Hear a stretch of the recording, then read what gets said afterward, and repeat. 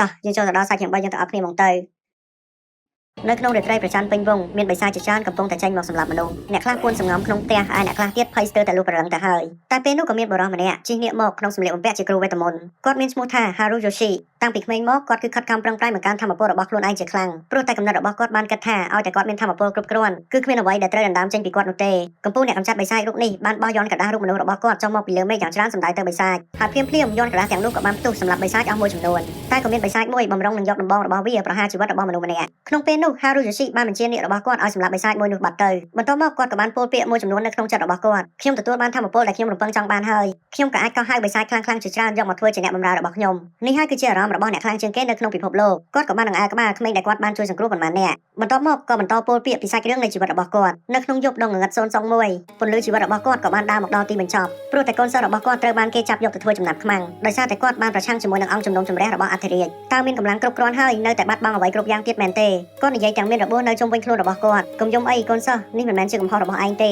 មនុស្សកំសាកទាំងអស់នោះដាច់ចិត្តបញ្ជូនឯងឲ្យទៅតាមគ្រូអ្វីដែលគ្រូខ្វះខាតគឺមិនមែនកម្លាំងនោះទេគឺជាល្បិចកលដែលគ្រូមិនអាចប្រៀបធៀបជាមួយនឹងពួកគេបានប៉ុន្តែនៅជីវិតក្រោយគ្រូនឹងធ្វើឲ្យបានល្អជាងនេះនិយាយចប់គាត់ក៏បានប្រើប្រាស់យន្តក្រដាសរូបមនុស្សរបស់គាត់បង្កើតជាក្បួនមួយចេញពីក្រោយខ្នងនិងសន្យាជាមួយនឹងខ្លួនឯងថាជីវិតក្រោយគឺគាត់មិនចាញ់ដូចពេលនេះទៀតនោះទេគ្រាន់តែបែបនេះកំណោផ្ទះភ្លើងឆេះក៏បានបាក់សង្កត់គាត់ឲ្យបាត់បង់ជីវិតក្នុងពេលនោះទៅខ្សែរឿងក៏បានកាត់មកដល់បរិសម្នាក់ដែលកំពុងតែដាស់វេទមន្តទាំង6ធាតុប្រលឹងនៃទឹកដីភ្លើងខ្យល់ពន្លឺនិងស្រមោលក្នុងនាមខ្ញុំមានឈ្មោះថា Blast Lambro សូមក្បួននៃវេទមន្តបង្ហាញប្រាប់ខ្ញុំថាតើក្មេងប្រុសម្នាក់នេះគឺទទួលបានធម៌ពលអ្វីដែលពេលនោះរង្វង់នៃវេទមន្តក៏បានបញ្ចេញប្រតិកម្មឡើងហើយវាក៏បង្ហាញថាក្មេងប្រុសម្នាក់នោះគឺគ្មានធម៌ពលអ្វីនៅក្នុងចំណោមធាតុទាំង6នោះទេអញ្ចឹងហើយឪពុករបស់គាត់ក៏បាននិយាយថា Seika គឺគ្មានធម៌ពលវេទមន្តអ្វីទាំងអស់អញ្ចឹងយើងដឹងឈ្មោះតួឯករបស់យើងហើយគឺមានឈ្មោះថា Seika ហើយក៏ត្រូវជាក្មេងនៅក្នុងរង្វង់វេទមន្តម្នាក់នឹងដែរ Seika បានកើតនៅក្នុងគ្រួសារមួយដែលមានវង្សត្រកូលមានឈ្មោះថា Lambro ហើយក៏ជាវង្សត្រកូលគ្រូវេទមន្តដ៏មានសារៈសំខាន់មួយនៅក្នុងអាណាចក្រផងដែរតែចម្លែកណាស់សៃកាបែរជាកើតមកគ្មានធម៌ពលវេទមន្តអ្វីទៅវិញសៃកាគឺជាកូនប្រុសទី3នៅក្នុងត្រកូលឡាំរោដែលមានម្ដាយគឺជាអ្នកបម្រើតែប៉ុណ្ណោះអញ្ចឹងហើយបងទី2របស់ខ្លួនគឺពិតជាមើងងាយទៅលើខ្លួនខ្លាំងមែនតើនៅពេលដែលឃើញថាសៃកាគឺគ្មានធម៌ពលវេទមន្តគេក៏បានសើចតែចំពោះសៃកាវិញគឺគ្មានធម៌ពលវេទមន្តក៏ដោយក៏គាត់មិនពិបាកចិត្តអ្វីនោះដែរព្រោះចំនួនមកវិញរាងកាយមួយនេះគឺពិតជាមានធម៌ពលប្រឡឹងច្រើនខ្លាំងមែនតើអញ្ចឹងខ្ញុំបញ្ជាក់ត្រង់នឹងតិចថាសៃកាឡាំរោគឺជាការចាប់ជាតិថ្មីរបស់ Haru Yoshi នៅក្នុងពិភពលោកមួយនេះមានទាំងមនុស្សមានទាំងបិសាចមិនតែប៉ុណ្ណោះការប្រើប្រាស់ធម៌ពលវេទមន្តនៅក្នុងពិភពលោកមួយនេះក៏មានច្រើនផងដែរហើយ Haru Yoshi គាត់បានត្រឡប់មកជាមួយនឹងការចងចាំរបស់គាត់នៅក្នុងខ្លួនរបស់សៃកាឡាំរោ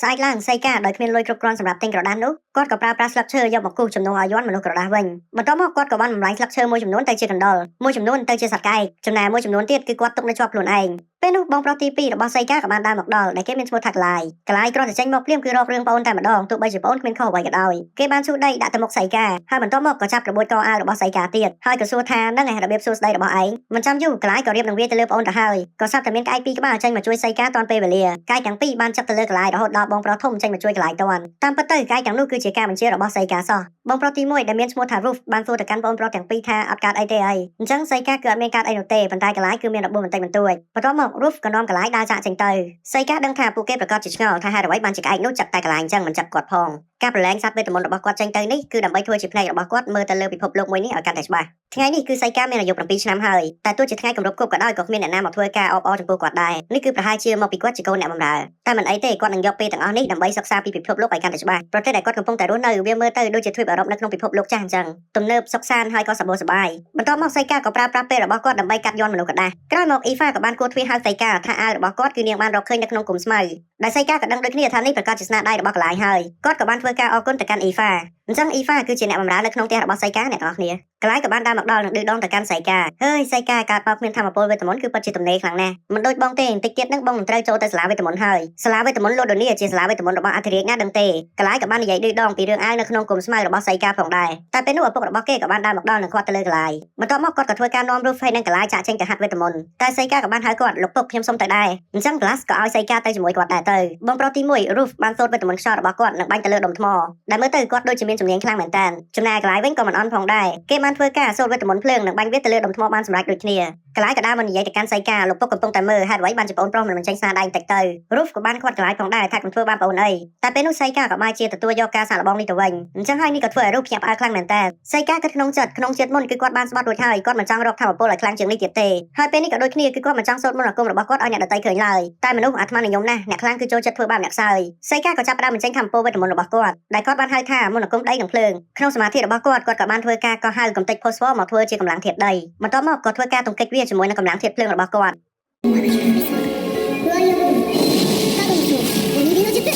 សៃកាក៏បានបញ្ចេញបាល់ភ្លើងពណ៌ខៀវមួយទៅកាន់ដុំថ្មហើយវាធ្វើឲ្យបែកដុំថ្មជាមួយនឹងកៅអីផងដែរដែលនេះធ្វើឲ្យអ្នកគ្រប់គ្នាគឺពិតជាភ្ញាក់ផ្អើលចំពោះវេទមន្តបាល់ភ្លើងពណ៌ខៀវនេះខ្លាំងមែនទែនដែលភ្លើងមិនត្រឹមតែដូរពណ៌នោះទេហើយនៅពេលដែលសៃកាជប់វាចេញមកគឺមិនបានសូត្រមន្តអាគមអ្វីទាំងអស់បានអីសូត្របើគាត់សូត្រនៅក្នុងចិត្តនឹងឪពុកឃើញកូនឆ្ងល់ខ្លាំងបែបនេះគាត់ក៏បាននិយាយប្រាប់ទៅកាន់កូនរបស់គាត់ថាអ្នកខ្លះគឺកើតមកគ្មានធម៌ពលវេទមន្តអ្វីនោះទេប៉ុន្តែពួកគេក៏នៅតែអាចប្រើប្រាស់វេទមន្តបានធម្មជាតិនៃវេទមន្តរបស់ពួកគេគឺបានធ្វើឲ្យភ្លើងរបស់ពួកគេទៅជាប្រែពណ៌បែបនេះសៃកាក៏បានធ្វើការសុំទៅកាន់ឪពុកខ្លួនលោកពុកខ្ញុំចង់ទៅរៀនវេទមន្តដែរតែឪពុកក៏បានឆ្លើយបដិសេធភ្លាមៗដោយប្រាប់វិញថាគ្មានគ្រូវេទមន្តដ៏អស្ចារ្យម្នាក់ណាដែលកើតមកគ្មានធម៌ពលវេទមន្តជាប់ខ្លួននោះទេប៉ុន្តែដែលឃើញឯងចូលចិត្តវេទមន្តយ៉ាងនេះក្នុងឆ្នាំនេះពុកនឹងបង្រៀនវេទមន្តទៅឯងដូចជាបងប្រុសរបស់ឯងទាំងពីរអញ្ចឹងក្រោយមកសៃកាបានចំណាយពេលរបស់ខ្លួនជាច្រើនដើម្បីរៀនពីវេទមន្តហើយឆ្លៀតក្នុងពេលនោះគាត់ក៏បានប្រើប្រាស់យន្តកណ្ដាស់របស់គាត់ដើម្បីឃ្លាំមើលសកម្មភាពរបស់អ្នកគ្រប់គ្នាផងដែរចំណែកឯកន្លែងគឺគិតតែដើរលេងជាមួយនឹងគ្នារបស់គាត់តែប៉ុណ្ណោះ Plus ដែលត្រូវជាឪពុកក៏បានឃ្លាំមើលកូនគ្រប់គ្នាផងដែរពេលវេលាក៏ចេះតែដើរមកខាងមុខរហូតដល់សៃកាពេលនេះគឺគាត់មានអាយុ11ឆ្នាំហើយសៃកាបន្តធ្វើយន្តកណ្ដាស់រៀងមនុស្សរបស់គាត់បន្ថែមទៀតហើយក៏បានរំលឹកទៅកាន់អតីតកាលនៅក្នុងជាតិមុនគាត់បានយកឈ្នះទៅលើអាយ៉ាកាស៊ីជាច្រើនហើយក៏បានយកវាមកឃុំឃាំងនិងធ្វើជាអ្នកបម្រើរបស់គាត់ផងដែរការឃុំឃាំងនេះគឺនៅក្នុង dimension មួយទៀតមិនមែនជាពិភពមួយទៀតនោះទេហើយនៅពេលនេះគាត់នឹងធ្វើការសាកល្បងបាក់ dimension នោះដើម្បីកោះហៅអាយ៉ាកាស៊ីចេញមកចង់ដឹងថានៅក្នុងពិភពលោកមួយនេះតើគាត់អាចកោះហៅអាយ៉ាកាស៊ីចេញមកបានដែរឬទេអញ្ចឹងហើយអាយ៉ាកាស៊ីលើកដំបូងដែលគាត់កោះហៅចេញមកនោះគឺជាអាយ៉ាកាស៊ីដែលស្លូតនិងស្រួលបង្ក្រាបដើម្បីធានាបាននូវសុវត្ថិភាពរបស់គាត់ខ្លួនឯងផងដែរសៃកាបានសូវវេទមន្តរបស់គាត់នឹងធ្វើការកោះហៅអាយ៉ាកាស៊ីមួយដែលមានឈ្មោះថាគូដាគីស៊ូណេហើយបន្ទាប់មកក៏មានក្មេងស្រីស្រស់ស្អាតម្នាក់ដើរចេញពីទ្វាររបស់ dimension មិនចាំយូរនាងក៏បានរត់មកអោបសៃកាតែម្ដងនិងហៅឈ្មោះថា Hiroyoshi Sama នាងគឺមានឈ្មោះថា Yuki ហើយនៅជាតិមុនរបស់សៃកាគឺនាងមានសម្រស់ស្រស់ស្អាតខ្លាំងណាស់តែនៅក្នុងជាតិនេះមិនដឹងកើតអ្វីទៅលើនាងទើបនាងត្រឡប់ទៅជាក្មេងបែបនេះ Yuki ក៏បានឆ្លើយតបទៅកាន់សៃកាវិញថានេះប្រហែលជាមកពីកម្រិតនៃធម៌ពលបរិងរបស់លោកម្ចាស់ហើយបើមិនអញ្ចឹងទេមកពីលក្ខខណ្ឌនៅក្នុងពិភពលោកមួយនេះសៃកាក៏តបវិញថាមិនក៏បានដែរប៉ុន្តែពេលនេះគឺគាត់ពិតជាសប្បាយចិត្តខ្លាំងណាស់ដែលគាត់អាចកោះហៅ Yuki ចេញមកបាន Yuki ក៏សួរថាតើសៃកាកោះហៅនាងចេញមកចង់ឲ្យនាងបម្រើលើអ្វីតែសៃកាកោះហៅនាងចេញមកមិនមែនមានការងារឲ្យនាងធ្វើនោះទេគឺគាត់គ្រាន់តែចង់សាកល្បងសមត្ថភាពរបស់គាត់តែប៉ុណ្ណោះអញ្ចឹងហើយសៃកាក៏មានបំណងបញ្ជូននាងចូលទៅក្នុង dimension វិញតែ Yuki ក៏បានបដិសេធនិងប្រែកាឡាទៅជារូបរាងកូនកញ្ជ្រោងទូចមួយហោះទៅលើក្បាលរបស់សៃកាទៅនាងប្រាប់សៃកាថានាងធន់ជាមួយនឹង dimension នឹងខ្លាំងណាស់កុំឲ្យនាងចូលទៅក្នុងវិញអីនាងគឺចង់ពួននៅក្នុងសក់របស់សៃកាច្រើនជាងសៃកាក៏មិនថាអ្វីនោះដែរគាត់ក៏ប្រាប់នាងថាឲ្យហៅគាត់ថាសៃកាទៅព្រោះពេលនេះគាត់មានឈ្មោះថាសៃកានៅថ្ងៃបន្ទាប់អ៊ីហ្វាបានធ្វើឲ្យកំពប់ទឹកប្រឡាក់ទៅកាន់អាវរបស់កឡាយខឹងនឹងអ៊ីហ្វាខ្លាំងមែនតើនឹងបានស្ដីឲ្យប៉ុន្មានម៉ាត់ផងដែររត់ក៏បន្តនិយាយថាគាត់មិនចង់ធ្វើអាក្រក់ដាក់អ្នកបម្រើនោះទេអញ្ចឹងបើចង់រួចខ្លួនយកនេះទៅក្នុងបន្ទប់របស់ខ្ញុំទៅដែលហេតុការណ៍ទាំងអស់នេះសៃកាក៏បានឃើញផងដែរសៃកាគឺគិតក្នុងចិត្តថាកឡាយឥឡូវគឺដល់យករំជើបរំជួលហើយអញ្ចឹងហើយសៃកាមិនអាចឲ្យអ៊ីហ្វាមានគ្រោះថ្នាក់បាននោះទេគាត់ក៏បានដើរចេញនិយាយទៅកាន់កឡាយថាបើចង់និយាយអីនិយាយឲ្យលឿនទៅព្រោះគាត់នឹងនាំអ៊ីហ្វាទៅជាមួយគាត់មានរឿងឲ្យអ៊ីហ្វាធ្វើកឡាយក៏ខឹងចំពោះសៃកានិងយកដៃរបស់គាត់វាយទៅកាន់សៃកាតែកណ្ដាប់ដៃមួយនេះក៏ត្រូវបានសៃការងជាប់ដោយមិនអាចធ្វើអ្វីទៅកាន់សៃកាបានកឡាយក៏បានដើរចេញនិងនិយាយថាចាំមើលទៅអាមនុស្សអត់បានការអ៊ីហ្វាក៏អរគុណទៅកាន់សៃកាដោយសៃកាក៏បានប្រាប់នាងវិញថាមិនបាច់ទៅបន្ទប់របស់កន្លែងទេនៅក្នុងយប់នេះក្រោយមកអ៊ីហ្វាក៏បាននាំសៃកាទៅជួបនឹងកូនសត្វចម្លែកមួយដែលកំពុងតែរងរបួសនាងក៏បានសុំឲ្យសៃកាជួយកូនសត្វចម្លែកមួយនេះផងអញ្ចឹងហើយសៃកាក៏បានឲ្យអ៊ីហ្វាបែរមុខចេញសិនទៅចាំគាត់ជួយសង្គ្រោះកូនសត្វមួយនេះសៃកាក៏បានដកយករោមកូនសត្វមួយនោះមួយសរសៃមកដាក់លើយន្តមនុស្សកណ្ដាស់របស់គាត់បន្ទាប់មកក៏ធ្វើការសូត្រមន្តអង្គមបន្ថែមទៀតស្រាប់តែរូបរាងមានរបួសរបស់កូនសត្វមួយនោះប្រែទៅជារឹងមាំធម្មតាទៅវិញចំណែកយន្តមនុស្សកណ្ដាស់របស់គាត់ក៏ប្រែទៅជាខ្មៅនេះប្រកាសជាវិជាដែលអាចផ្លាស់ប្ដូររូបរាងបានហើយអ៊ីហ្វាគឺពិតជាភ្ញាក់ផ្អើលខ្លាំងមែនទែនថាសៃកាគឺអាចប្រើប្រាស់វេទមន្តព្យាបាលបានទៀតសៃកាក៏បានសួរទៅកាន់អ៊ីហ្វាវិញថាចុះអ៊ីហ្វាគឺមិនអន់ដូចគ្នាត្រូវទេគាត់បានដឹងថាអ៊ីហ្វាអាចមើលឃើញអ្វីដែលមនុស្សធម្មតាមិនអាចមើលឃើញបានដែលអ៊ីហ្វាក៏ភ្ញាក់ផ្អើលនិងព្យាយាមលាក់បាំងសៃកាក៏បានបន្តថាគឺគាត់បានឃើញអ៊ីហ្វាសម្លឹងទៅកាន់ព្រលឹងរបស់សត្វប៉ុន្មានដងហើយគាត់ក៏អាចមើលឃើញព្រលឹងរបស់សត្វដូចគ្នាតែចំពោះរបស់ខ្លះគឺអ៊ីហ្វាអាចមើលឃើញហើយគាត់មិនអាចមើលឃើញបាននោះទេអញ្ចឹងហើយគាត់ក៏បានសួរទៅកាន់អ៊ីហ្វាតើអ៊ីហ្វាបានឃើញអ្វីទៅអ៊ីហ្វាក៏បានសរសើរថាអ្នកប្រុសសៃកាគឺពិតជាអស្ចារ្យខ្លាំងមែនទែនអាចដឹងបានសូម្បីតែខ្ញុំខំប្រឹងលាក់បាំងទៅហើយម្ដាយរបស់អ៊ីហ្វាមុនពេលស្លាប់បានប្រាប់នាងថាមិនឲ្យប្រាប់រឿងនេះទៅកាន់អ្នកណានោះទេតែលើកនេះនាងនឹងប្រាប់ទៅកាន់សៃកាអ្វីដែលនាងមើលឃើញគឺគេហៅថា elemental នឹងបកថាធាតុទៅអ្នកទាំងអស់គ្នានិយាយទៅដូចជាធាតុទឹកដីភ្លើងខ្យល់អីហ្នឹងគឺសិតតែហៅ elemental ហើយធាតុពលឺហើយនឹងស្មៅក៏ដូចគ្នាដែរអញ្ចឹងអ៊ីហ្វាបានប្រាប់ថានៅពេលដែលនាងរកឃើញអាវរបស់សៃកានោះក៏ត្រូវអរគុណទៅកាន់ elemental ដែរ elemental គឺចូលចិត្តនៅជុំវិញអ្វីដែលមានធម៌ពលវេទមន្តតែចម្លែកណាស់ elemental បានប្រមូលផ្ដុំនៅជុំវិញរបស់របររបស់សៃកាចំណែកខ្លួនរបស់សៃកាពួកវាបែរជារត់គេចទៅវិញសៃកាក៏បានសួរថាតើអ៊ីហ្វាអាចធ្វើឲ្យ elemental ទាំងអស់នោះស្ដាប់តាមបញ្ជារបស់នាងបានទេអញ្ចឹងអ៊ីហ្វាក៏បានប្រាប់វិញថាគឺអាចតែម្ដងតែប៉ុណ្ណោះនៅពេលដែលនាងកំពុងតែហាក្រណាត់ elemental បានធ្វើឲ្យក្រណាត់នោះហោះឡើងទៅលើហើយវាក៏មិនព្រមទម្លាក់ឲ្យអ៊ីហ្វានោះឡើយអញ្ចឹងហើយអ៊ីហ្វាក៏បានស្រែកទៅកាន់ពួកវាថាឆាប់ឈប់ភ្លាមទៅ elemental ទាំងអស់នោះក៏ស្រាប់តែឈប់មែននិងទម្លាក់ភួយចុះមកវិញគ្រាន់តែលើបែបនេះសៃកាគឺពិតជាសប្បាយចិត្តខ្លាំងមែនតើអ៊ីហ្វាអាចគ្រប់គ្រងទៅលើ elemental បាននៅក្នុងជាតិមុនរបស់គាត់គឺមានតែអាយ៉ាកាស៊ីមួយដែលមានឈ្មោះថាកញ្ជ្រោងបាកាគីស៊ូណេនោះទេ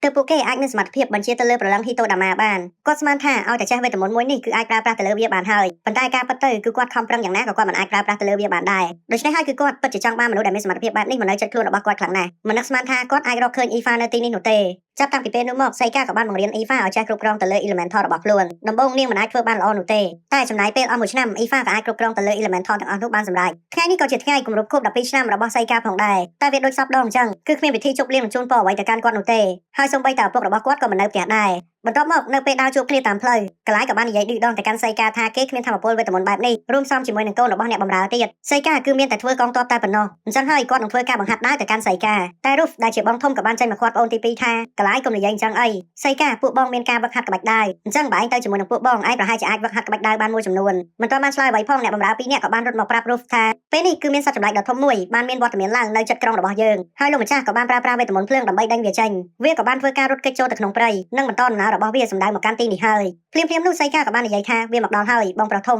ស្រាប់តែពេលនោះផ្ទះរបស់ពួកគេក៏បានរំកើឡើង Ruth ក៏បានស្គាល់យ៉ាងច្បាស់ថាសត្វចម្លែកដ៏ធំមួយនេះមានឈ្មោះថា Ildanyu គាត់ក៏បានប្រាប់ឲ្យអ្នកទាំងអស់គ្នាទៅបិទបង្អួចនិងឆាប់រកកន្លែងពួនទៅចំណែកកន្លែងវិញភ័យជាខ្លាំងរួចក៏រត់ទៅពួននៅក្រោមតុតែសៃកាមិនស្ដាប់ Ruth នោះទេគាត់ក៏បានរត់ចេញទៅខាងក្រៅដែលនៅទីនោះ Eva ជាមួយនឹងអ្នកបម្រើម្នាក់ទៀតក៏នៅប្រឈមមុខគ្នាជាមួយនឹងសត្វចម្លែកសៃកាគាត់ជួយទៅលើ Eva មិនទាន់នោះទេតែ Eva ក៏អាចប្រើប្រាស់វេទមន្តភ្លើងបាញ់ទៅលើវាវិញនេះក៏បានធ្វើឲ្យសៃកាគឺពិតជាសប្បាយចិត្តខ្លាំងមែនទែនក្រោយពី Eva ជាមួយនឹងអ្នកបម្រើម្នាក់ទៀតទៅរកកន្លែងមានសុវត្ថិភាពសៃកាក៏បានស្រែកហៅទៅកាន់សត្វចម្លែកមួយនោះថាមកខាងនេះមក Ildanyu បានធ្វើការដេញវាយប្រហារទៅលើសៃការហូតដល់មុខផ្ទះរបស់គាត់មើលទៅអ្នកគ្រប់គ្នាគឺពិតជាបារម្ភចំពោះសៃការខ្លាំងមែនទែនសៃកាប្រើប្រាស់កម្លាំងធាតុដីភ្លើងជាមួយនឹងឈើបង្កើតបានតែជាភ្លើងពឹសបាញ់ទៅលើសត្វចម្លែកមួយនោះហើយវាក៏មិនអាចទប់ទល់បានតទៅទៀតវាក៏បានដេកដួលស្លាប់នៅទីនោះទៅសៃកាក៏បានរំលឹកក្នុងចិត្តថាកិច្ចការគឺត្រូវបានបញ្ចប់ពឹសផ្កាស្បៃរឿងដាល់ម៉ាធានគឺមិនមានផលប៉ះពាល់ចំពោះមនុស្សនោះឡើយប៉ុន្តែវាគឺមានផលប៉ះពាល់ខ្លាំងណាស់ចំពោះសត្វដូចជាបង្គួយជាដើមហើយបើរួមវាជាមួយនឹងភ្លើងទៀតនោះបង្គួយនោះខ្លាយទៅជាបង្គួយអាំងជាមិនខានអ្នកគ្រប់គ្នាបែរភ្នែកធំៗសម្លឹងមើលទៅកាន់សៃកាគេអាចយកឈ្នះសត្វចម្លែកដ៏ធំមួយនេះត្រឹមតែការវាយប្រហារតែម្ដងតែប៉ុណ្ណោះលោកម្ចាស់សៃកាគឺពិតជាអស្ចារ្យខ្លាំងមែនទែន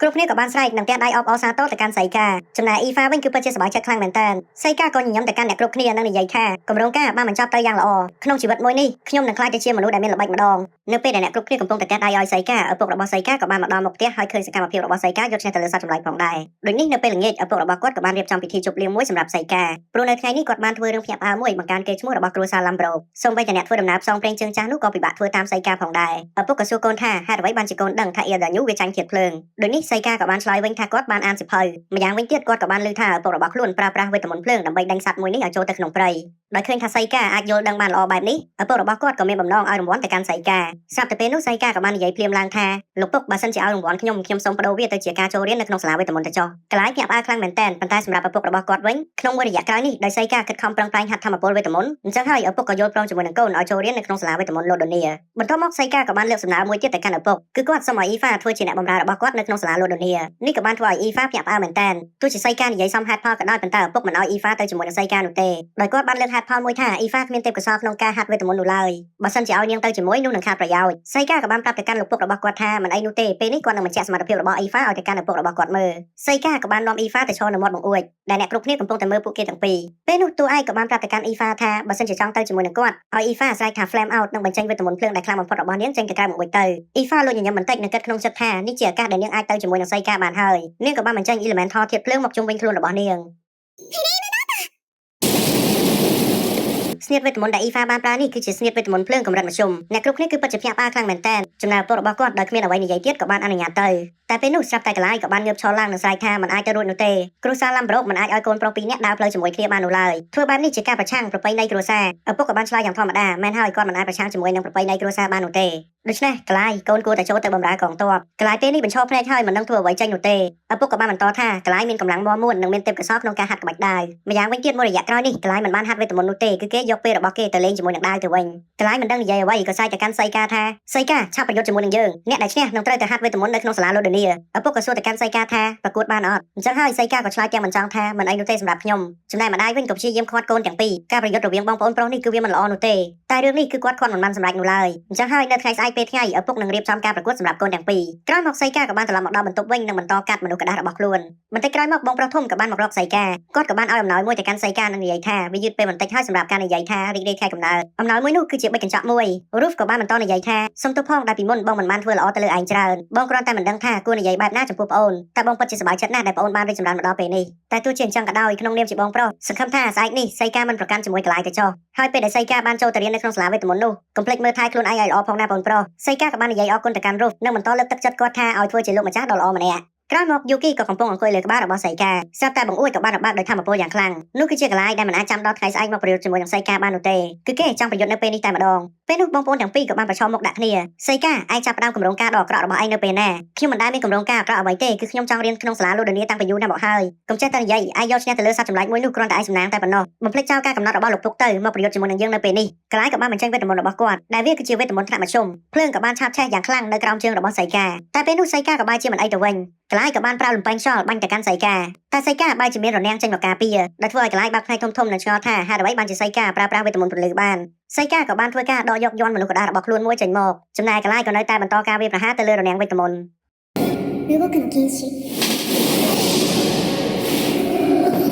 តក្រោមការដាក់ curse របស់សៃកាកន្លែងអាចមើលឃើញអ្វីគ្រប់យ៉ាងប៉ុន្តែអ្វីក៏មិនអាចធ្វើបានដែររាងកាយទាំងមូលនឹងថ្កល់សៃកាក៏បានកាច់ដៃយ័ន្តមនុស្សកដាដែលធ្វើឲ្យកន្លែងឈឺចាប់ខ្លាំងមែនទែនដូចជាបាក់ដៃរបស់គាត់អញ្ចឹងសៃកាប្រាប់ទៅកាន់បងប្រុសរបស់ខ្លួនថាឲ្យចោះចាញ់ទៅបន្ទាប់មកគាត់ក៏លាដៃរបស់កន្លែងឡើងមកវិញដោយទ្រាំការឈឺចាប់មិនបានពេលនោះកន្លែងក៏បានសន្លប់បន្ទាប់មកសៃកាក៏បាននឹកឃើញពាក្យដែលកន្លែងនិយាយថាគាត់មានសំណាងតែប៉ុណ្ណោះដែលអាចយកឈ្នះសត្វចម្លែកបានសំណាងមែនទេមិនមែននោះទេ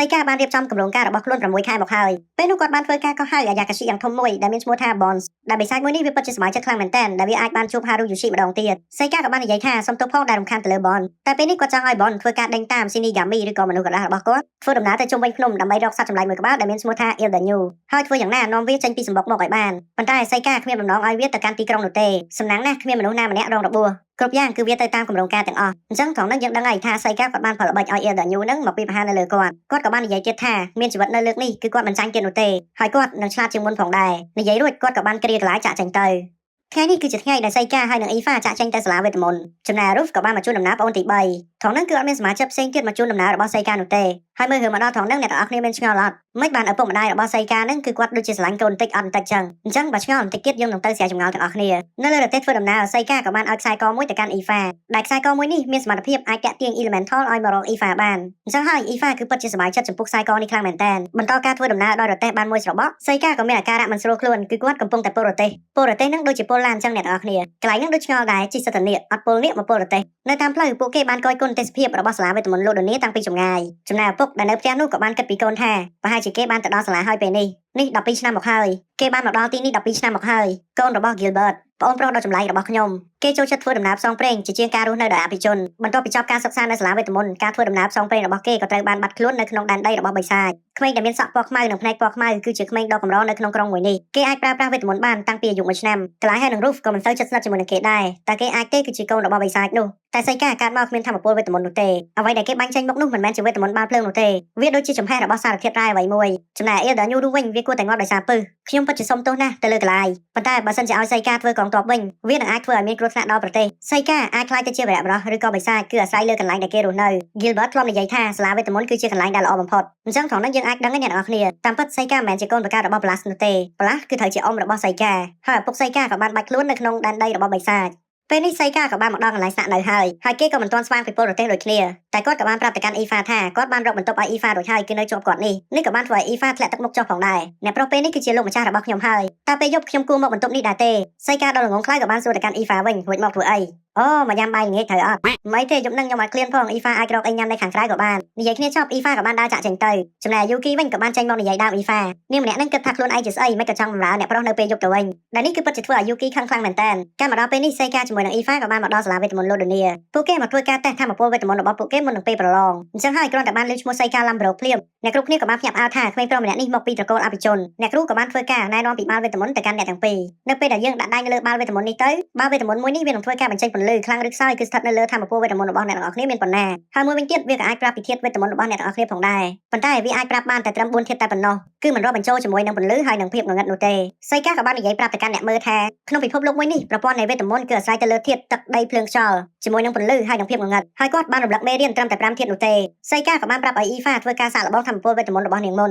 ហើយបាល់មួយនោះក៏បានបញ្ចេញពន្លឺដែលអ៊ីហ្វាមានទេពកោសល្យទៅលើវេទមន្តភ្លើងហើយនឹងខ្យល់ដល់វេនរបស់សៃកាឡាំប្រូវិញម្ដងនៅពេលដែលគាត់ដាក់ដៃនៅលើបាល់វេទមន្តមួយនោះគឺវាគ្មានសកម្មភាពអ្វីទាំងអស់អ្នកគ្រូក៏បានសួរទៅកាន់សៃកាថាតើគេមានធម៌ពលវេទមន្តពន្លឺហើយនឹងភាពងងឹតមែនទេ ព្រោះបានមួយនេះគឺវាមិនអាចស្ទាបស្ទង់ដឹងពីធម្មពលវេទមន្តពីរទៀតនេះឡើយតែសៃកាក៏បានឆ្លើយវិញថាគាត់គឺគ្មានធម្មពលវេទមន្តអ្វីទាំងអស់តែទោះយ៉ាងណាក៏ដោយការធ្វើតេស្តនៅក្នុងសាលាវេទមន្តមួយនេះដោយអ្នកធ្វើតេស្តគឺមិនចាំបាច់មានធម្មពលវេទមន្តក៏បានបន្ទាប់មកក៏មានក្មេងស្រីម្នាក់ទៀតដើរមកធ្វើតេស្តវេទមន្តដែលនាងមានឈ្មោះថា MU គ្រាន់តែនាងដាក់ដៃនៅលើបាល់វេទមន្តភ្លាមវាក៏បានបញ្ចេញពន្លឺយ៉ាងខ្លាំងហើយ MU គឺមានទេពកោសល្យវេទមន្តទៅលើធាតុទាំង4តែម្ដងសៃកាក៏បានរំលឹកទៅកាន់អតីតកាលក្មេងស្រីម្នាក់នេះគឺគាត់បានស្គាល់តាំងពីជាតិមុនមកម្ល៉េះប៉ុន្តែសក់របស់នាងនៅពេលនេះគឺបានប្រែពណ៌ក្រហមទៅវិញអញ្ចឹងអ្នកទាំងអស់គ្នាប្រហែលជាដឹងថាជាតិមុនប្រហែលជា MU គឺជាកូនសិស្សរបស់សៃកាខ្សែរឿងក៏បានបង្ហាញពីក្មេងស្រីម្នាក់ដែលកំពុងតែលេងអុកតែម្នាក់ឯងអញ្ចឹងអ្នកទាំងអស់គ្នាមិនបាច់ទាន់ស្គាល់គាត់ទេចាំមើលរឿងនឹងដល់ភាគទី10 11ឬក៏10ពេលភ្លេចបាត់ហើយចាំស្គាល់គាត់ទាំងអស់គ្នានៅចុងភាគបិសាច2នាក់កំពុងតែនិយាយគ្នាដែលបិសាចជាមេបានបញ្ជាកូនចៅដែលមានឈ្មោះថា Galgalios ឲ្យទៅសម្លាប់វីរៈបុរសទៅដើម្បីចូលទៅក្នុងសាលាវេទមន្តពួកគេត្រូវតែឆ្លងកាត់ការប្រឡងសិនការប្រឡងលើកទី1គឺជាការប្រឡងសរសេរសៃកាគិតថាខ្លួនគាត់ធ្វើបានល្អណាស់ចំណែកអ៊ីហ្វាវិញក៏មិនទុកចិត្តខ្លួនឯងនោះឡើយពេលនោះពួកគេក៏បានឃើញ MU ដើរកាត់ផងដែរដែលនាងគឺជាមនុស្សមិនរួសរាយរាក់ទាក់នោះទេថែមទាំងកាចទៀតនៅលើចង្កេះតែងតែមានដាវមកជាមួយជានិច្ចការប្រឡងបន្ទាប់គឺជាការប្រឡងអនុវត្តវិជ្ជាវេទមន្តខាងសាលាបានរៀបចំផ្ទាំង10ចំនួន6ដែលផ្ទាំង10នីមួយៗមានការទប់ទល់ជាមួយនឹងធម្មពលវេទមន្តខុសៗគ្នាកូនសិស្សមកធ្វើការប្រឡងអនុវត្តវិជ្ជាវេទមន្តម្ដងម្នាក់បេក្ខជនទី1អនុវត្តវិជ្ជាវេទមន្តភ្លើងបេក្ខជនទី2អនុវត្តវិជ្ជាវេទមន្តដីដែលជំនាញមួយនេះមានឈ្មោះថាក្របដុំថ្មបេក្ខជនទី3អនុវត្តវេទមន្តទឹកដែលជំនាញមួយនេះក៏មានឈ្មោះផងដែរគឺលំបែងតកតែមើលទៅពួកគេប៉ុន្មានអ្នកនេះគឺអាចប្រើប្រាស់វេទមន្តតែមួយធាតុតែប៉ុណ្ណោះហើយមិនយូរប៉ុន្មានក៏ដល់វេនអ៊ីហ្វាឡើងទៅប្រឡងវិញម្ដងដែលមិនចាំបាច់សូត្រធម្មពលវេទមន្តអ៊ីហ្វាក៏បានបញ្ចេញវេទមន្តភ្លើងកម្រិតមធ្យមចេញមកដែលនេះធ្វើឲ្យគ្រប់គ្នាគឺភ្ញាក់ផ្អើលខ្លាំងមែនទែនបន្ទាប់មកនាងក៏ទៅគោលដៅមួយទៀតលើកនេះ Elemental ធាតុខ្យល់នៅជុំវិញខ្លួនរបស់នាងដោយគ្មានការសូត្រវេទមន្តម្ដងទៀតនាងក៏អាចប្រើប្រាស់ស្នៀតវេទមន្តមួយគឺស្នៀតលំបែងខ្យល់ដែលមើលទៅអ៊ីហ្វាគឺស្ទាត់ជំនាញខ្លាំងមែនទែនចំណែកផ្ទាំង10របស់សាលាវិញគឺធ្លុះធ្លាយយកតែម្ដងឃើញបែបនេះលោកគ្រូក៏បានប្រាប់ទៅកាន់អ្នកគ្រប់គ្នាថាមិនទេយើងនៅមានផ្ទាំង10សកួរទៀតដោយអ៊ីហ្វាប្រើប្រាស់វេទមន្តបានតែ2ធាតុតែប៉ុណ្ណោះនាងក៏ត្រឡប់មកវិញឃើញបែបនេះសៃកាគឺភ្ញាក់ផ្អើលខ្លាំងមែនទែនចំពោះសមត្ថភាពរបស់អ៊ីហ្វាគាត់បង្រៀនតែវេទមន្តភ្លើងនោះទេតែនាងចេះដល់វេទមន្តខ្យល់ទៀតអញ្ចឹងហើយក្នុងនាមជាគ្រូគាត់គឺពិតជារំជួលចិត្តចង់ស្រក់ទឹកភ្នែកបន្ទាប់មកក៏ដល់វេនសៃកាធ្វើការប្រឡងវិញម្ដងដំបូងនោះគឺជាវេទមន្តធាតុភ្លើងគាត់ក៏បានប្រើស្នៀត Blue Fireball សម្ដៅទៅលើផ្ទាំង10តែភ្លើងមួយនេះវាមិនងាយរលត់នោះទេដូចនេះធ្វើឲ្យអ្នកគ្រប់គ្នាភ្ញាក់ផ្អើលជាមួយនឹងសៃកាខ្លាំងមែនទែនទី2គឺជាការប្រឡងវេទមន្តធាតុដីរបស់សៃកាគាត់បានដឹងថាផ្ទាំង10នោះគឺបានបង្កើតដោយថ្មក្រានីតនៅក្នុងសមាធិរបស់គាត់ក៏បានប្រើប្រាស់វេទមន្តធាតុដីហើយនិងលោហៈធាត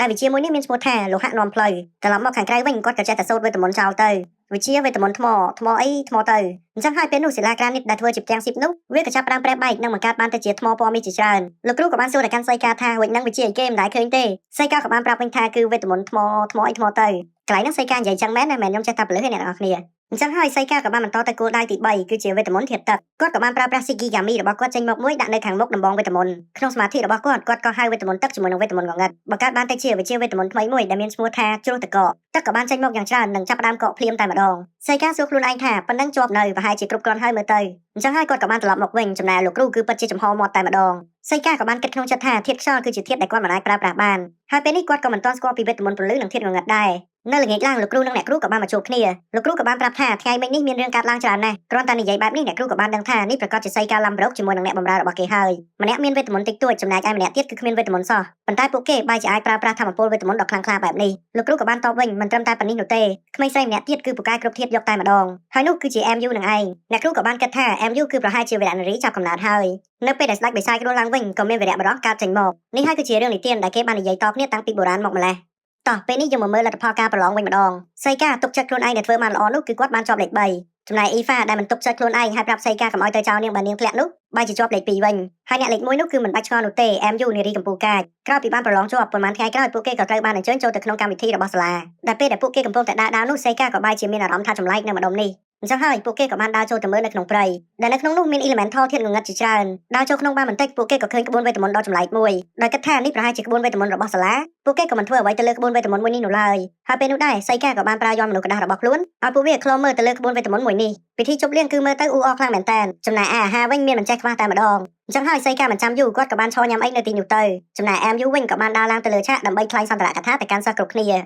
មិនយូរប៉ុន្មានក្បួនវេទមន្តក៏បានភ្លឺឡើងសៃកាក៏បានដឹងផងដែរស្រាប់តែពេលនោះក៏មានកូនបិសាច3ក្បាលចេញមកធ្វើការវាយប្រហារនៅក្នុងពិធីជប់លៀងលោកគ្រូអ្នកគ្រូជាមួយនឹងសិស្សមួយចំនួនក៏ចេញទៅទប់ទល់តែមើលទៅគឺមិនបានផលអ្វីនោះឡើយក្នុងពេលដែលសិស្សម្នាក់កំពុងតែមានគ្រោះថ្នាក់សៃកាក៏រៀបនឹងជួយប៉ុន្តែក៏ត្រូវបាន MU ចេញមកជួយកាត់មុខ MU ក៏បានតទល់ទៅកាន់បិសាចទាំងអស់នោះបន្តិចនិងប្រាប់អ្នកគ្រប់គ្នាថាបើសិនជាមិនអាចទប់ទល់បាននោះទេរត់ឲ្យអស់ទៅសៃកាក៏ប្រើប្រាស់ស៊ីគីហ្គាមីរបស់គាត់ដើម្បីឃ្លាំមើលអញ្ចឹងហើយពេលនោះគាត់ក៏បានឃើញបិសាចដែលបញ្ជាកូនបិសាចទាំងអស់នេះមកសៃកាក៏បានប្រាប់ទៅកាន់អ៊ីហ្វាថាបើសិនជាអ៊ីហ្វាមានគ្រោះថ្នាក់ឲ្យប្រើប្រាស់វេទមន្តឲ្យរត់គេចខ្លួនទៅគាត់មានការងារដែលត្រូវធ្វើនិយាយរួចក៏បាត់ខ្លួននៅភ្លាមៗតែម្ដង景色まで美しきសីកាក៏បានដើរចូលមកជាមួយនឹងការបកស្រាយអត្ថន័យរបស់កំណាព្យដែលគាត់បានសូត្រទៅកាន់បិសាចពេលយប់ព្រះច័ន្ទគួរឲ្យខ្លាចផងស្អាតផងចេញមកខាងក្រៅបែរជាជួបជាមួយនឹងបិសាចតែខ្ញុំបែរជាមានអារម្មណ៍ថាមិនអីទៅវិញសីកាក៏បានសួរទៅកាន់បិសាចតើឯងយល់ថាព្រះច័ន្ទនៅយប់នេះស្អាតដែរទេអញ្ចឹងហើយបិសាចក៏សួរតបវិញថាចុះឯងមកទីនេះធ្វើអីកូនក្មេងកុំប្រាប់ថាឯងមកបង្ក្រាបយើងណាមិនអាចទៅរួចនោះទេសីកាក៏តបវិញឥឡូវមានអារម្មណ៍ចង់លេងគ្រាន់បើអញ្ចឹងហើយយើងអត់សូវប្រកាន់នោះទេ Gargalios ក៏បានកោះហៅកូនចៅបិសាចវា3ក្បាលឲ្យទៅវាប្រហារសីកា2ក្បាលត្រូវបានសីកាសម្លាប់ចោលនិងមួយក្បាលទៀតសីកាក៏យកទៅឃុំឃាំងធ្វើជាអាយ៉ាកាស៊ីរបស់ខ្លួន Gargalios ក៏បានបញ្ចេញកំបិតមកជាច្រើននិងធ្វើការណែនាំខ្លួនវាផងដែរសីកាក៏ប្រើប្រាស់មនុស្សកណ្ដាស់របស់ខ្លួនប៉ុន្តែមនុស្សកណ្ដាស់បំបានកាយទាំងនេះមិនត្រឹមតែ Gargalios អាចមើលឃើញនោះទេវាក៏អាចកំទេចចោលបានទៀត Gargalios ក៏បានបញ្ជាកំបិតវាធ្វើឲ្យឆោតមុខរបស់សីកាបន្តិចវាក៏បានប្រើប្រាស់វិជា teleport មកនៅក្រៅខ្នងរបស់សីកាបន្ទាប់មកក៏ធ្វើការកាត់ដៃសីកាអស់មួយចំហៀងសីកាក៏បាននិយាយទាំងធម្មតាថាមើលប្រាប់តិចមើលមកទីនេះដើម្បីអ្វី Gargalios ក៏បានឆ្លើយដោយយល់ថាឯងចិត្តស្លាប់ទៅហើយណាមួយមានវិជាវេទមន្តចម្លែកផងអញ្ចឹងយើងប្រាប់ឯងទៅចុះយើងមកទីនេះគឺដើម្បីសម្លាប់វីរនារីការទូទាយ12ឆ្នាំមុនគឺជាការពិតយើងតាមរកនាងឃើញហើយក្មេងស្រីដែលមានសក់ពណ៌ក្រហមហើយមានធម៌ពលលើសពីមនុស្សធម្មតានិយាយរួច Gargalios ក៏បានបញ្ចេញកំបិតវាមកជាច្រើនវាប្រហារទៅលើសីកាធ្វើការរត់គេចខ្លួននិងលោតឡើងទៅខាងលើតែពេលនោះ Gargalios ក៏ teleport ទៅខាងក្រៅខ្នងម្ដងទៀតនិងកាប់សីកាមួយកំបិតរហូតដល់ដាច់ក្បាលទៅពេលដែល Gargalios កំពុងតែបានចិត្តស្រាប់តែ曇りなき夜の空こそ寂しけれសីកាក៏បានចេញមកម្ដងទៀតសូត្រកំណាព្យដែលធ្វើឲ្យ Gargalios បើកភ្នែកធំៗតែម្ដងគាត់ក៏បានបកស្រាយអត្ថន័យរបស់កំណាព្យបន្តទៀតពពកនៅពេលយប់គឺមានតែបន្តិចតែប៉ុណ្ណោះនេះប្រហែលជាខ្ញុំស្អប់អ្នកហើយព្រោះតែអ្នកមើលទៅដូចជាពពកដែលកំពុងតែបិទបាំងសម្រស់របស់ព្រះច័ន្ទប៉ុន្តែនៅពេលនេះអ្នកបានចាក់ចេញទៅហើយនេះហើយគឺជាអារម្មណ៍របស់ខ្ញុំយើងមិនសូវពូកែកំណាព្យនោះទេយើងសម្រាប់លោកគ្រូរបស់យើងទើបយើងមិនអាចស្ដាប់គាត់សូត្រកំណាព្យម្ដងទៀតបិសាចនៅក្នុងកំណាព្យមុននោះគឺជាយើងនឹងឯង Gargalios ក៏បានសួរមិនបានជាឯងនៅរស់មិនទាន់បានទាំងឆ្លើយផងកំបិតមួយក៏ហោះទៅបុកក្បាលសីកាអញរស់ម្ដងទៀតបាត់និយាយទៅសីកាខ្លាំងហ្មងសូម្បីតែក្បាត់ហោះចំកណ្ដាលក្បាលឯងនៅដាក់ងាប់ទៀត Gargalios ក៏បាននិយាយទោះជាឯងមករារាំងយើងក៏ដោយប៉ុន្តែយើងគឺត្រូវតែសម្លាប់វីរនារីយើងមិនទុកឲ្យនាងខ្លាចទៅជាអ្នកខ្លាំងជាងគេនោះទេគ្រាន់តែលើបែបនេះសីកាក៏បានសួរថាអ្នកខ្លាំងហ៎ពិតជាខាតពេលវេលាមែនឲ្យតែខ្លាំងនោះគឺអាចគ្រប់គ្រងពិភពលោកបានហើយមែនអត់ទេអ្វីដែលខ្លាំងពិតប្រាកដនោះគឺជាចំនួនកម្លាំងដែលខ្លាំងពិតប្រាកដគឺការមានល្បិចអាចគ្រប់គ្រងទៅលើមនុស្សទន់ខ្សោយជាច្រើនមានកម្លាំងខ្លាំងវាយ៉ាងម៉េចមិនអាចប្រៀបធៀបអ្វីនៅក្នុងលោកបានដូចគ្នា Gargalios ក៏បញ្ជាកំបិតរបស់វាប្រហារសីកាបន្តទៀតសីកាក៏លោតឡើងទៅខាងលើប្រើប្រាស់វេទមន្តទឹករបស់ខ្លួនបង្កើតបានទៅជាទឹកចំនួនយ៉ាងច្រើន Gargalios ក៏បាន teleport មកក្រោយខ្នងរបស់សីកាទៀតសីកាក៏បានកោះហៅសត្វរន្ទះចេញមកតែ Gargalios ក៏គេចខ្លួនបាត់និងចាក់ក្រោយខ្នងសីកាឲ្យឃ្លាញមកខាងមុខតែម្ដងវាក៏និយាយថាក្រអឺតកតមែនទេសីកាក៏បន្តិចនិងប្រាប់ពេញថាចាប់បានស្រាច់សីកាអាចបដូរខ្លួនឯងជាមួយនឹងមនុស្សកណ្ដាស់របស់ខ្លួន Gargalios រងរបួសជាតិទម្ងន់ប៉ុន្តែវាក៏នៅតែចង់វាគ្នាបន្តទៀតវាក៏និយាយយើងនឹងប្រកួតជាមួយឯងលុះពេលដែលឯងអស់មនុស្សកណ្ដាស់ចម្លែករបស់ឯងហើយយើងនឹងសម្លាប់ឯងបានជាមិនខានតែសីកាក៏បានតបវិញឯងនិយាយពីយ័ន្តមនុស្សកណ្ដាស់នេះមែនទេវាមិនចាស់អស់នោះទេយើងបង្កើតវាជាច្រើនថ្ងៃច្រើនឆ្នាំពេលនេះយើងលេងចាស់ហើយយើងនឹងឲ្យឯងធ្វើជាចំណីសត្វចិញ្ចឹមរបស់យើង正面水口សីកាក៏បានធ្វើការកោះហៅសត្វនាគរបស់ខ្លួនចេញមកតែធ្វើឲ្យ Gargalios ភ្ញាក់ផ្អើលខ្លាំងមែនទែនសូម្បីតែស្ដេចបិសាចក៏មិនអាចកោះហៅនាគចេញមកដែរសីកាក៏បានប្រាប់វិញថាវាមិនមែនជានាគនោះទេវាមានឈ្មោះថា Yu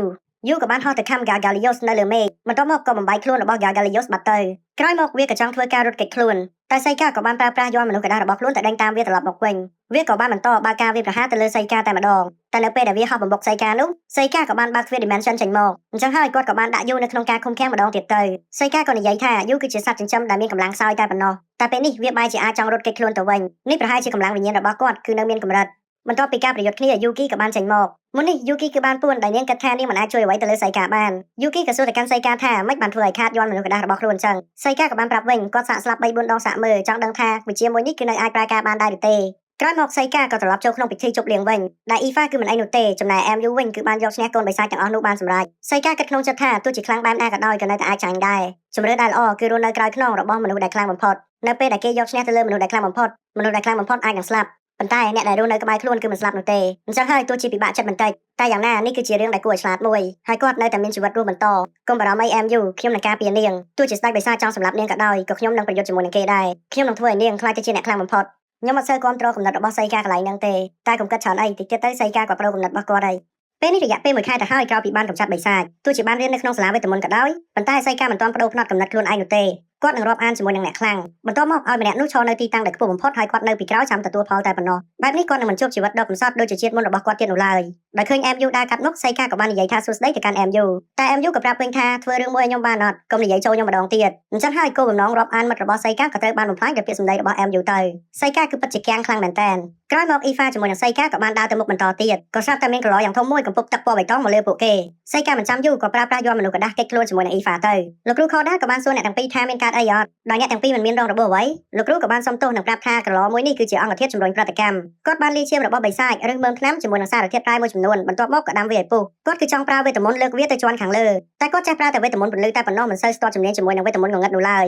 អញ្ចឹងហើយបានធ្វើឲ្យវាកំពប់ទៅគ្រាន់តែនិយាយបែបនេះសីកាក៏បានដឹងភ្លាមវេទមន្តងងឹតអាចគ្រប់គ្រងទៅលើទំនាញពេលវេលាជាមួយនឹងលំហបានចំណែកវេទមន្តពន្លឺវិញអាចគ្រប់គ្រងទៅលើរន្ទះជាមួយនឹងពន្លឺខ្លួនឯងផ្ទាល់នៅក្នុងថ្នាក់រៀនរបស់អ្នកគ្រូ Karen នៅថ្ងៃនេះគឺគាត់បានប្រាប់ថានៅអាទិត្យក្រោយគឺជាថ្ងៃឈប់សម្រាក